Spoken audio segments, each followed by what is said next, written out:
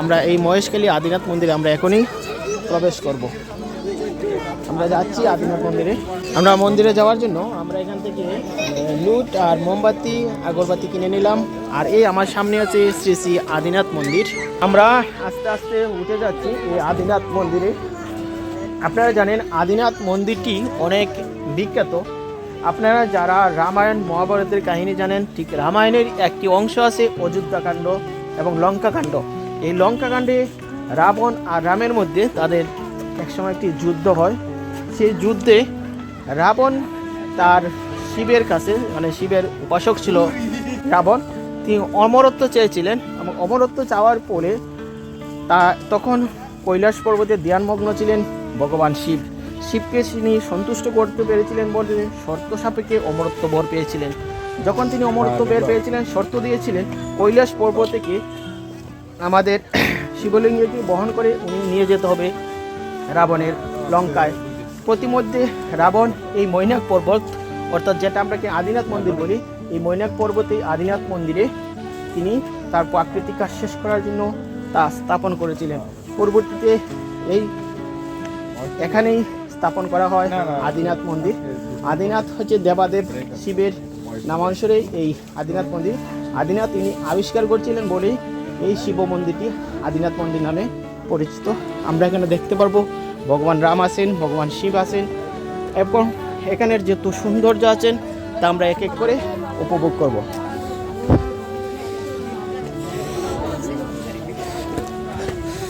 আমরা এখানে যারা আসবেন সবাই মন্দিরের পবিত্রতা রক্ষা করবেন এবং পবিত্রতা রক্ষা করেই মন্দিরে প্রবেশ করবেন। আমরা মন্দিরে চলে আসছি, আমরা মন্দিরের ভিতরে যাচ্ছি। আমরা চলে আসছি মন্দিরের ভিতরে, আমরা মন্দিরের ভিতরে যাচ্ছি। এই হচ্ছে আদিনাথ মন্দির এবং আদিনাথ মন্দিরের ভিতরটা দেখেন কত শান্তশিষ্ট। এটা হচ্ছে আদিনাথ মন্দিরের অফিস কক্ষ, আর হচ্ছে শ্রী শ্রী আদিনাথ মন্দির। আর এই হচ্ছে আদিনাথ মন্দিরের ইতিহাসটা যদি জানা থাকে কারো, এই ইতিহাসটা আপনারা এখানে দেখে নিতে পারবেন। আমি ইতিহাসটা একটু পরে দেখব, আগে আদিনাথ মন্দিরটা আমরা একটু দেখে আসি।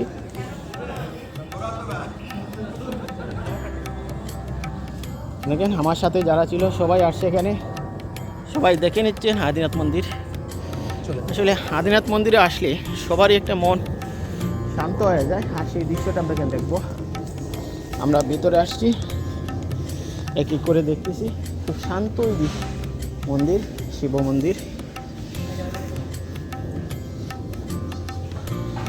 দেখেন এখানে কি বলা হচ্ছে, পুণ্যার্থীদের শিবভূমি শ্রী শ্রী আদিনাথ ধামের অঙ্গন।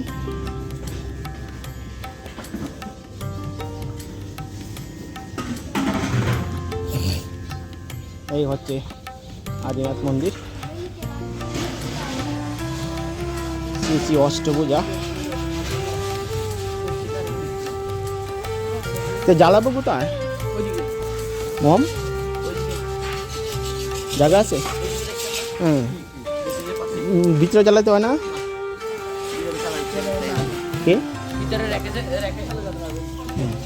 না জ্বালিয়ে দেবো। আমি মন্দিরটা একটু ঘুরে ঘুরে দেখছি।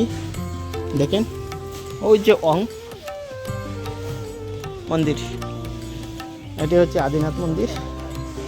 দেখেন আদিনাথ মন্দিরের পাদদেশে হচ্ছে আমাদের বঙ্গোপসাগরের ঠিক যে মহেশখালী দ্বীপ, এই হচ্ছে মহেশখালী দ্বীপ। আর দ্বীপের মধ্যে এই আদিনাথ মন্দির।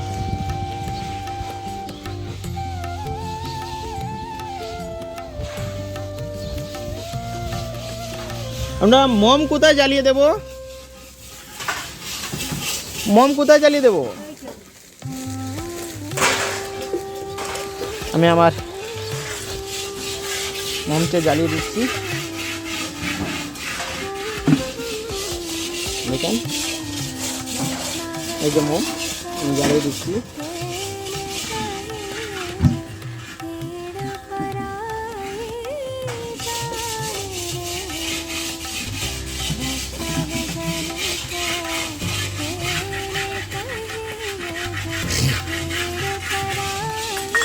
মম জ্বালিয়ে দিচ্ছি একটু করে।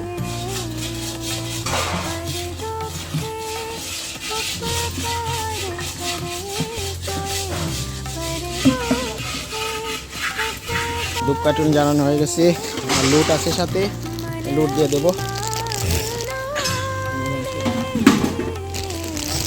এই লুটটি কোথায় দেবো? লুটগুলো মন্দিরে।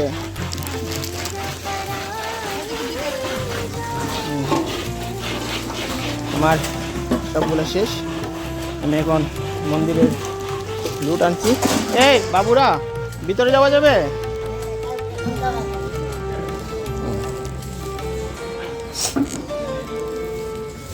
আমি ভিতরে যাচ্ছি।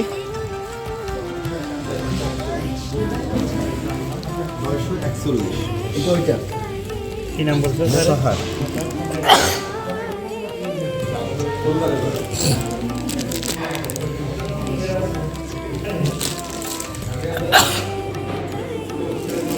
অনিমেষ ভাই একটু ধরেন আমার এটা ক্যামেরাটা, আপনি একটু এভাবে ধরেছেন।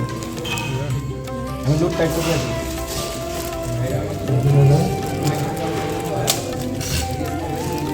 বন্ধু পুলে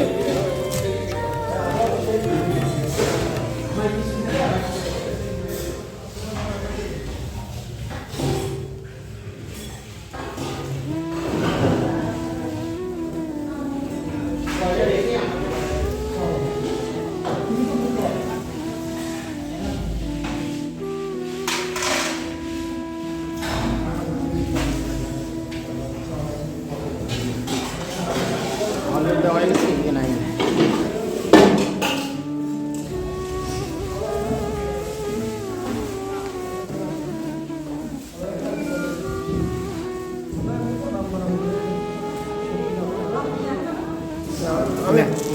আমি একটু এখানে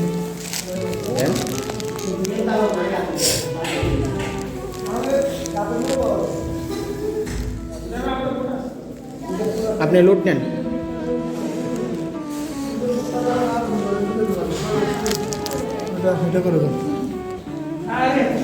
আমার মন্দির দেখা হয়ে গেল, বের হয়ে যাচ্ছি মন্দির থেকে।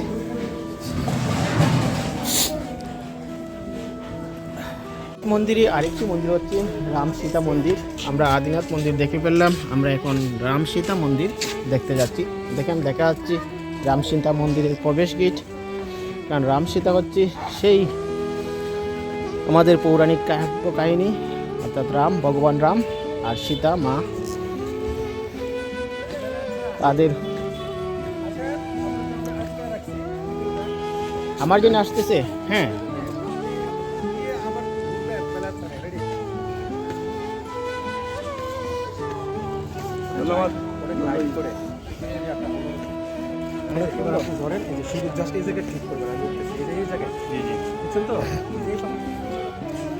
দেখেন বিশাল উঁচু সেই রাম সীতা মন্দির। আমরা এখন এই রাম সীতা মন্দিরে উঠছি। অবশ্যই উঠার ক্ষেত্রে খুব সাবধান, যদি কেউ পড়ে যান তাহলে বিপদ ঘটতে পারে। যেহেতু রাস্তাটা খুবই খারাপ, তাই যেই উঠবেন এই রাস্তা দিয়ে তাকে অবশ্যই সাবধানের সহিত উঠতে হবে। এবং যারা দুর্বল চিত্তের তাদের অবশ্যই সাবধান সহিত, এখানে হ্যান্ডেল আছে, আপনারা চাইলে হ্যান্ডেলে ধরেও মন্দিরে উঠতে পারবেন। অর্থাৎ মহেশকালী মন্দিরের যে বিখ্যাত মন্দির সেটা হচ্ছে আদিনাথ মন্দির। আদিনাথ মন্দিরের পাশে হচ্ছে ভগবান রাম সীতা মন্দির।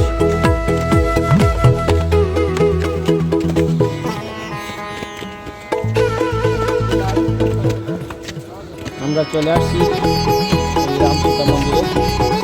সর্বোচ্চ বিশাল উঁচু মন্দির, কিছুই দেখা যাচ্ছে না।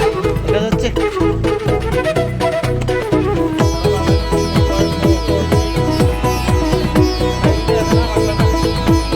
অনেক নিচু।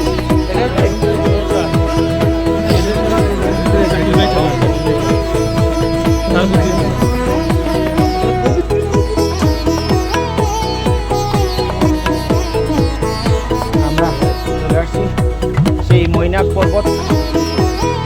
এই মৈনাক পর্বতে রাম সীতা মন্দির এবং আদিনাথ মন্দির। আমরা প্রবেশ করছি। দাঁড়া, আমরা যাচ্ছি এই রাম সীতা মন্দিরে। তো মহারাজ রঘু, রঘু মানে রামের পিতা। এই হচ্ছে রাম সীতা মন্দির। আপনারা দেখতে পাচ্ছেন সামনে হনুমানের লক্ষ্য ভেদ করে দেখাচ্ছে তার ভগবানের প্রতি সাধনা।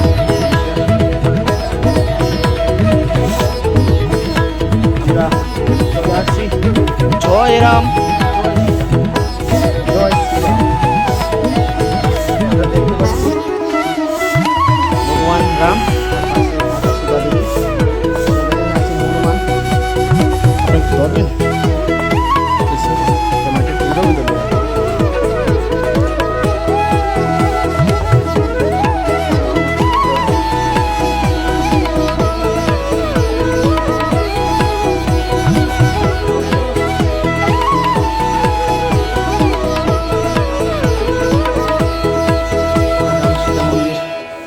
দর্শন করা শেষ হয়ে গেল। আমরা এখন এখান থেকে বের হয়ে যাচ্ছি।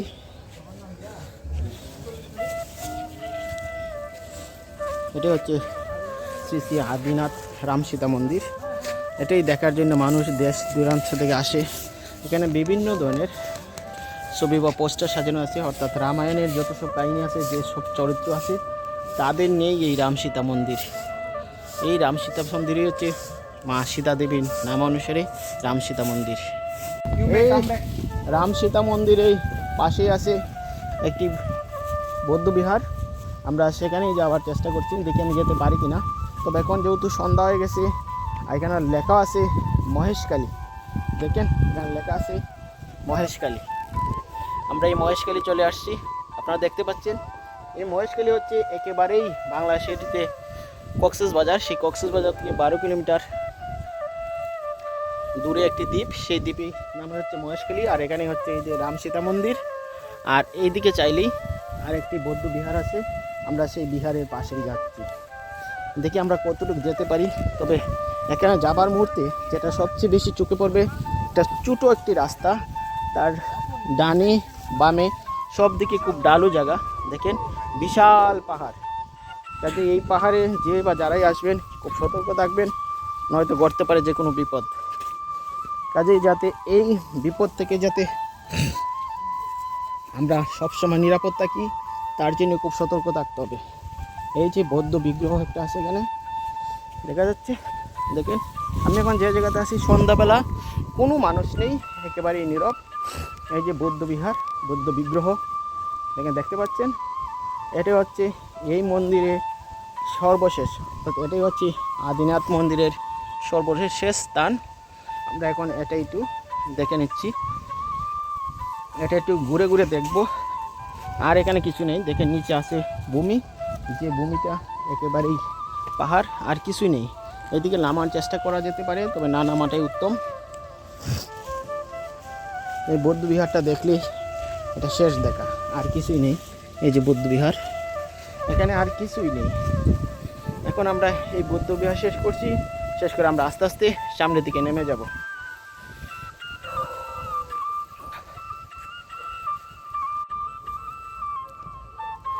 আমার মন্দির পরিদর্শন করা শেষ। আমি আস্তে আস্তে এখন এই দ্বীপের যে রাম সীতা মন্দির, রাম সীতা মন্দির থেকে আমি আস্তে আস্তে নেমে যাচ্ছি।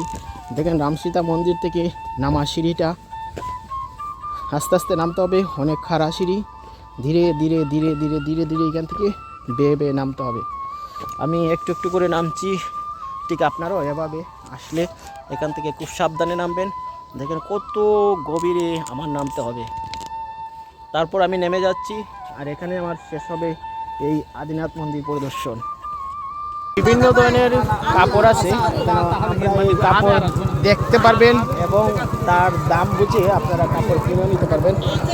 এখানে বিভিন্ন ধরনের কাপড়ের দোকান আছে, বিশেষ করে তাদের নিজেদের তৈরি কাপড়, অর্থাৎ চাদর বা শাল, এগুলোই সবচেয়ে বেশি, এবং এগুলোই আপনারা দেখতে পাবেন এবং কিনতে পারবেন। আমরা শাল দেখতেছি, আমরা পছন্দ হলে আমরা একটা নিয়ে যাব।